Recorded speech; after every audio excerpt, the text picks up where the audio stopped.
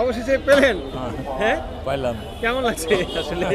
এটা যদি আরও সিস্টেমেটিক করতো, হ্যাঁ, দুইটা লাইন করতো, আরও লোক বসাইতো, তো মানুষের কষ্ট কম হইতো। তারপরে আপনার আরও বিষয় আছে, 1200 টাকা কেজি মাংস, ঠিক আছে, we are very emotional Bangali people, but আপনার উচিত ছিল আপনার স্ট্যান্ড ফ্যানের ব্যবস্থা করা, শেডের ব্যবস্থা করা, এগুলো উচিত ছিল। আপনি টাকা নিচ্ছেন, সেবা দিচ্ছেন না, হ্যাঁ, পুঁজিপতি হইতেছে, কিন্তু পাবলিককে সেবা দিচ্ছেন না।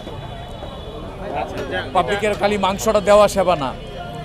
না, আপনার অবশ্যই পাবলিক হ্যাঁ, ওই টাকা নেওয়ার সাথে আপনি থিঙ্ক করেন, আমি তো ব্যবসায়ী মানুষ, আমি যদি 3টা লাইন করে দেই, আরও 2-3টা স্পট বসায় দেই, আমি যদি স্ট্যান্ড ফ্যান দেই, শেড দেই, হ্যাঁ, ইয়াংদের জন্য ঠিক আছে, but we are senior people, আমাদের জন্য তো এই জায়গাটা খুব প্রয়োজন। আমি হাই প্রেশারের পেশেন্ট, তাই না?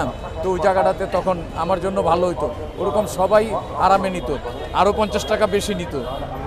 আমরা তো 800 টাকার মাংস 1200 টাকা করে কিনতেছি, বাট খলিল তো সে পুঁজিপতি হইতেছে, হ্যাঁ, বাট পাবলিক সেবা পাচ্ছে না। মাংসটা সেবা না, ডেলিভারিটা প্রেজেন্টেশনটা সেবা।